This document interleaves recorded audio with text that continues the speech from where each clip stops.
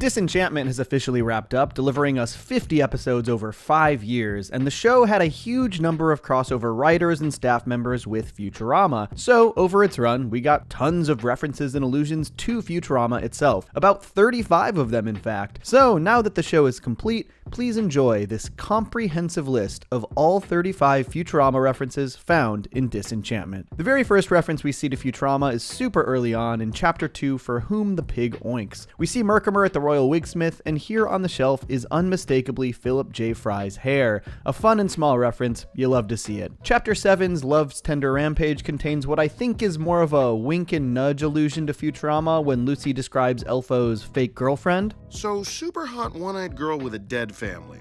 Sounds legit. A description that coincidentally also describes Leela. The next reference comes in Chapter 10 when Lucy rewinds and replays events with this magical orb. If you freeze frame, you can catch an image of Fry, Bender, and Farnsworth in the forward traveling time machine from Futurama's 6th season episode, The Late Philip J. Fry, an all-time classic Futurama episode that earned them an Emmy. In a fun twist, the latest season of Futurama actually used this very time machine to hide a Disenchantment Easter egg, sparking the endless debate about whether or not these shows share a universe, which you can hear my thoughts on in this video. That's it for part 1, and in part 2 of Disenchantment, they really dial up the Futurama references. In Chapter 12, Stairway to Hell, we see this series of tubes used to transport Elfo from heaven to hell, which look remarkably like the tubes seen to launch people across New York in Futurama. Also in Chapter 12, King Zog, voiced by John DiMaggio, unleashes his fury with this nod to DiMaggio's famous Futurama role, Bender Bending Rodriguez. Fight my shiny metal axe! Pretty on the nose, but fun for sure. Actually, funny enough, in the Futurama episode The Inhuman Torch, Bender also says, "Bite my shiny metal axe." Bite my shiny metal axe! Also in Stairway to Hell, we have a couple more allusions, smaller connections that aren't as overt. I mostly think that these are just coincidences, but it's still fun to point them out. We see Jerry trying to smash bugs with a hammer. Aim where they're going to be, Jerry, not where they are. This is the same verbiage used in Futurama's Anthology of Interest 2 segment, Raiders of the Lost Arcade, where Fry wants to know what life would be like if it were more like a video game. Instead of shooting where I was, you should have shot at where I was going to be. Stairway to Hell is written by David X. Cohen, who is not only Futurama's showrunner, but wrote the Raiders of the Lost Arcade segment as well, so these certainly could be direct references to his own series. And along with this last one, the fact that Lucy flies Bean and Elfo out of hell, it's a lot like Bender flying Fry and Leela out of Robot Hell in the first season of Futurama. Fun stuff. The next one comes in Chapter 14, The Lonely Heart is a Hunter. We see Bean and Zog in the basement storage area of Dreamland's castle, and here in the background we see what looks an awful lot like a holophoner from Futurama's episode Parasites Lost, and of course its original series finale, The Devil's Hands Are Idle Playthings. Both incredible episodes. This feels like it was probably a fun little reference thrown in by one of the animators. In Chapter 18, we hear Zog throw out another line that Futurama's Bender is famous for. Well, let's go already! And it definitely works great for both characters. Let's go already! The next couple come in my favorite episode of Disenchantment Part 2, Chapter 19, The Electric Princess. First is a hilarious deep cut. We see Bean open up a drawer on Sky Gunderson's airship to reveal assorted lengths of wire. Back in the very first episode of Futurama, Space Pilot 3000, Professor Farnsworth brags about the drawer where he keeps his assorted lengths of wire, and if you look closely, they are all organized the exact same way. This episode also features a little model of the Planet Express ship in Gunderson's shed, as seen here. This again just feels coincidental, but it's definitely worth pointing out that Bean's introduction to Steamland through this big window does feel a bit like Fry's introduction to New York back in Space Pilot 3000. We also first see the brand name Gunderson here, later revealed to be Alva's last name. Gunderson was also a brand name used in Futurama for Gunderson's Nuts, but The Simpsons also has a character named Gil Gunderson. It seems like it's just a name that these writers really like using. The Gunderson airship's business in Steamland is actually located on Farnsworth Boulevard as well, a reference to Futurama's Professor Hubert J. Farnsworth, whose name is in turn a reference to the inventor Philo Farnsworth, a pioneer of television engineering. And the last reference in part 2 that I noticed is this funny courtroom gag. Chaz, with 5 Z's. I think I've done enough court reporting to know how to spell Chaz. This, of course, parallels Futurama's famous Star Trek episode where no fan has gone before, when George Takei is giving his autograph to Melvar. Melvar has 3 L's. I think I've done enough conventions to know how to spell Melvar. Now on to part 3. The first episode, Subterranean Homesick Blues, gives us a couple more nods. We pretty quickly get a really fun little Easter egg in the Trog Society's room of hoarded treasure. You can see what looks to be the Doomsday device that Professor Farnsworth built and used in the Futurama episode Time Keeps on Slippin'.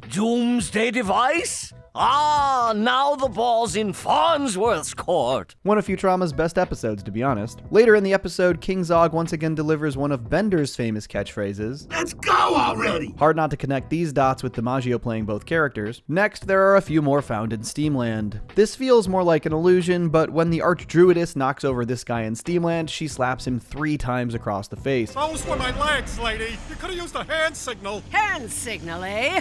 Oh! Oh! Oh! She's also voiced by Tress MacNeille, who plays Mom in Futurama, a character known for her triple slaps. Jam a bastard in it, you crap! Ow! In the League of Gallivanting Scrutinators, we see a picture on the wall of an explorer and a narwhal. Okay, so maybe this is just a cool adventure-y thing for an adventurer to do, but it does look like Lilu from the Futurama movie Bender's Big Score, which was an integral part of Lars Fillmore's story. Also seen in the League's headquarters is the head and neck of a giraffe sporting a crown, which could be a nod to the royal giraffe we see in the episode The Late Philip J. Fry, who's enslaved mankind in the year 1.5 million. I also noticed the logo for what seems to be a delivery company called Airship Express, and yeah, that logo is very familiar, almost as though it's literally Planet Express, but in Steamland. Here's one that I see a lot of people talk about that might require a little explanation. In the episodes Steamland Confidential and Freak Out, as well as many later Steamland-focused episodes, we see this carnival on the pier, and there's a ride called Trip to the Moon with a giant moon-faced character on it. You can see the roller coaster goes through his eye. Lots of folks credit this as a reference to Craterface, as originally seen in the second episode of Futurama The Series Has Landed, later seen in Meanwhile, and even in this newest season's related to items you've viewed. He's the mascot at Luna Park, which is of course the theme park on the moon. I'll have to confiscate your alcohol, sir.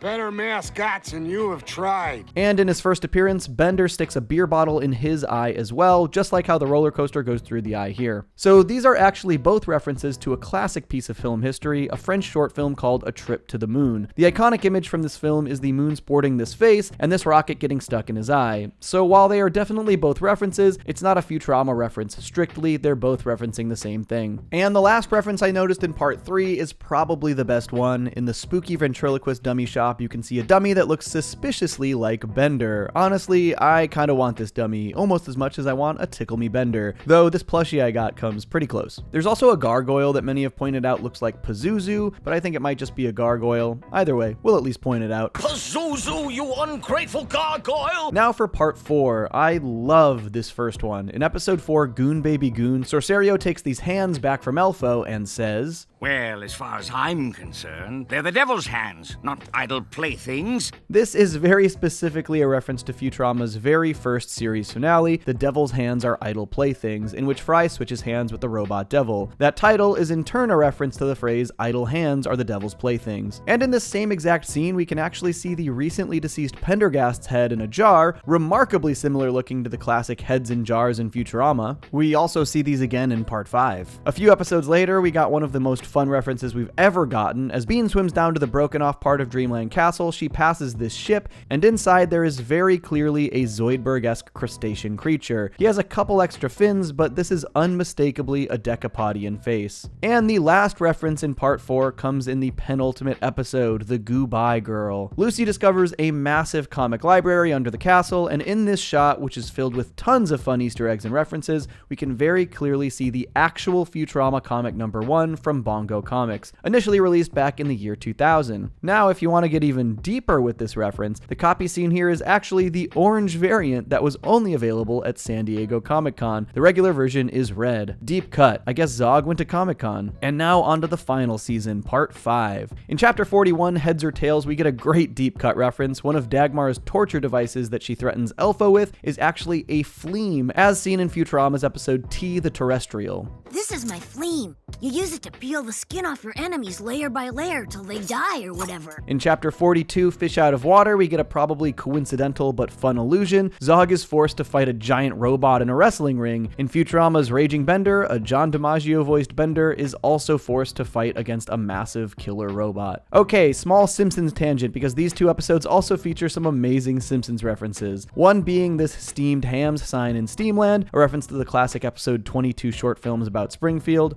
I thought we were having steamed clams. No, I said steamed hams. This was from season 7, which was co-ran by Josh Weinstein, who also obviously runs Disenchantment. Then, in probably the deepest cut reference you could possibly imagine, during the credits for Squalid Squirrel, we see that specifically the arm animation was done by Hig Heisler, directly referencing the Simpsons episode Lady Bouvier's Lover from nearly 30 years ago. This is a Snagglepuss drawn by Hig Heisler. It is worth something.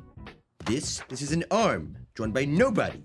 It is worth nothing. That's a fun one. The episode Electric Ladyland also gives us a couple more nods. First, we see that the lesbian bar that Bean and Maura wander into for information is called Electric Ladyland, same as the title of the episode, obviously. In Futurama's episode The Lesser of Two Evils, Bender, Flexo, and Fry go to a robot strip club of the same name. These both, however, seem to be referencing the title of the Jimi Hendrix album. Later in the same episode, we get the third and final example of Zog and Bender's now shared catchphrase. Let's go already! The next is probably the best of the season. In chapter 44, in the background at the Freak Show, we can see an exhibit called Toad Prints, and if you look closely, it is definitely the Hypno Toad. Subscribe. And the final reference is in chapter 45. As they rotate destinations on the submarine dial, one of them clearly lists Luna Park, the name of the amusement park on the moon in Futurama. And that's it. All of the Futurama references I noticed in all of Disenchantment. I know there are some others that people claim are references, but I think the similar animation styles just create parallels where otherwise there actually aren't any. I don't think that this kid is meant to be a reference to Fry. No, this guy in the pile of corpses is not Scruffy. You can see that his hair is different if you look closely. This airship from the very first episode of the show was never meant to be the Planet Express ship. It was actually just foreshadowing the existence of Steamland.